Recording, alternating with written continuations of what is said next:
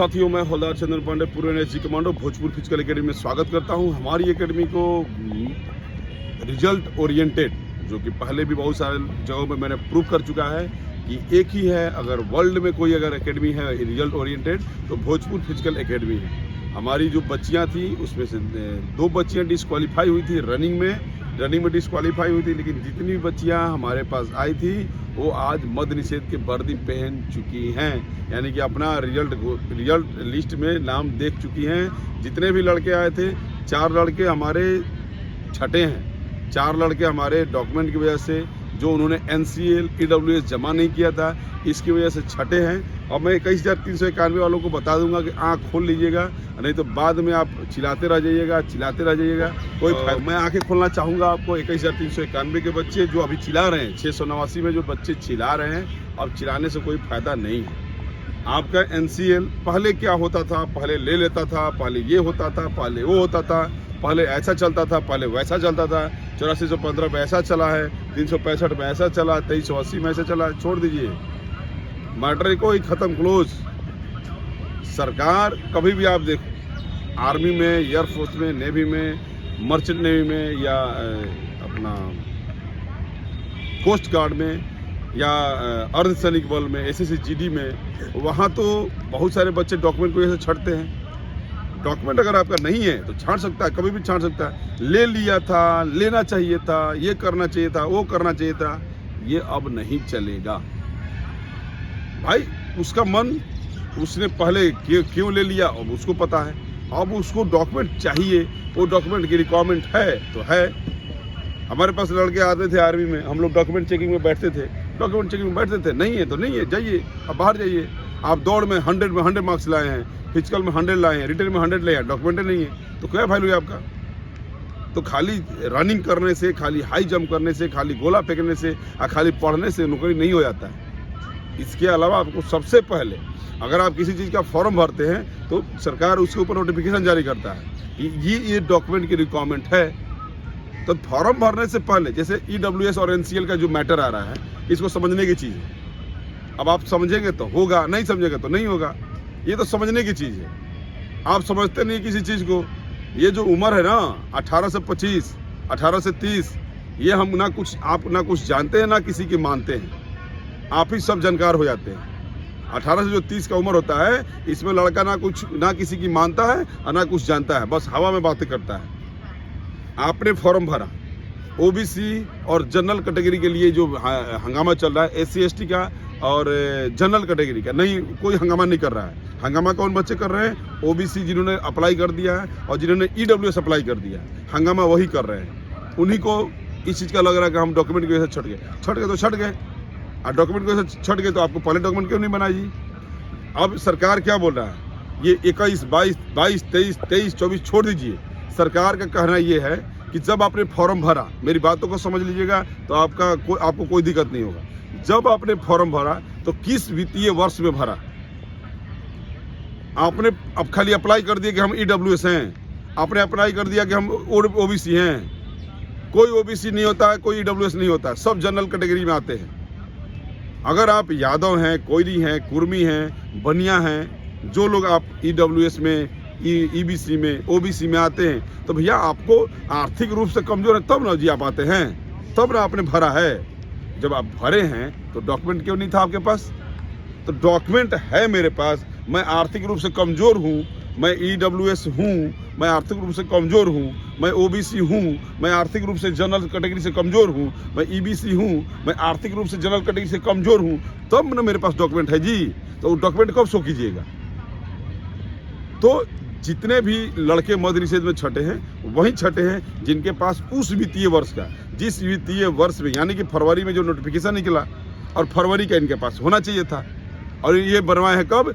1 अप्रैल के बाद, यानी कि 31 मार्च के बाद, यानी कि 1 अप्रैल के बाद बनवाए हैं। 1 अप्रैल के 31 मार्च के बाद आप बनवाए हैं, तो आपका तो इस वित्तीय वर्ष में काउंटिंग हो गया। जब इस वित्तीय वर्ष में काउंट हो गया तो आपका नहीं लेगा। वो सही किया है, वो गलत कहाँ किया बताइए। आप 82 नंबर लाए हैं, 92 नंबर लाए, उससे क्या मतलब है?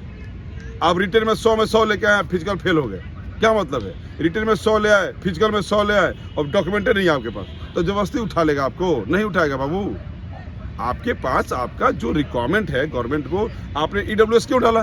क्योंकि आप जनरल कैटेगरी के जो 12 जातियां आती है जनरल कैटेगरी से, 12, 1 2 नहीं 12।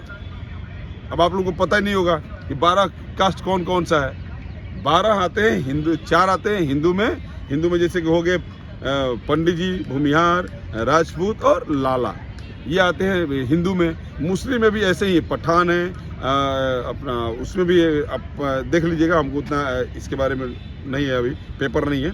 और क्रिश्चियन में भी सेम आते हैं और सिख में भी सेम आते हैं। सिख में भी जो होते हैं वो सेम, यानी कि 12 जातियां हैं जो जनरल कैटेगरी से ईडब्ल्यूएस अप्लाई करती हैं।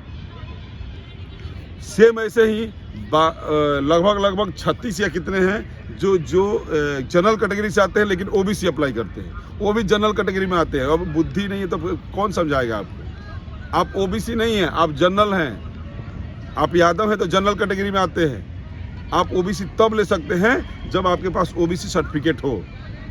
ओबीसी यानी कि 8 लाख से आपकी आर्थिक स्थिति कमजोर है, 8 लाख आपका इनकम नहीं है ईयरली, तब आप ओबीसी भरे हैं। ओबीसी भरे हैं तो एनसीएल कौन बनवाएगा जी? आप कॉलम में भर रहे हैं, उससे पहले आपका डॉक्यूमेंट होना चाहिए। आप अभी जैसे मान लीजिए बिहार पुलिस का नोटिफिकेशन कब आया? 2023 में आया। 2023 में आया यानी कि 1 अप्रैल के बाद आया, तो 1 अप्रैल के बाद आया तो आपका होना चाहिए इस वित्तीय वर्ष का। अब मान लीजिए फिजिकल होगा अप्रैल में या डॉक्यूमेंट चेकिंग होगा अप्रैल में, तो अप्रैल में होगा तो ये वित्तीय वर्ष चेंज हो जाएगा। अब उस वित्तीय वर्ष का अगर आप बनाते हैं तो आपका नहीं होगा, यही तो मांग रहा है। बाकी बच्चे क्यों आ गए? बाकी बच्चे जनरल में अपना ईडब्ल्यूएस लगवाए थे, क्यों नहीं छटे? क्योंकि उनके पास डॉक्यूमेंट था, जो सरकार को वित्तीय वर्ष चाहिए था वो था, नहीं छटे। जो नहीं छटा। आप छट गए तो आप सरकार को दोषी मत दीजिए, क्योंकि आप क्या आप बहुत सारे बच्चों को मैं सुना था, बोला सरकार फिजिकल होने के बाद ना सब बनवाता है जी, रिटर्न होने के बाद ना सब बनवाता है। क्या है जी? तो फार्मा कैसे भर दिए आप जी? आप फार्म कैसे भर दिए? तो एनसीएल और ईडब्ल्यूएस में कन्फ्यूजन ना होइए।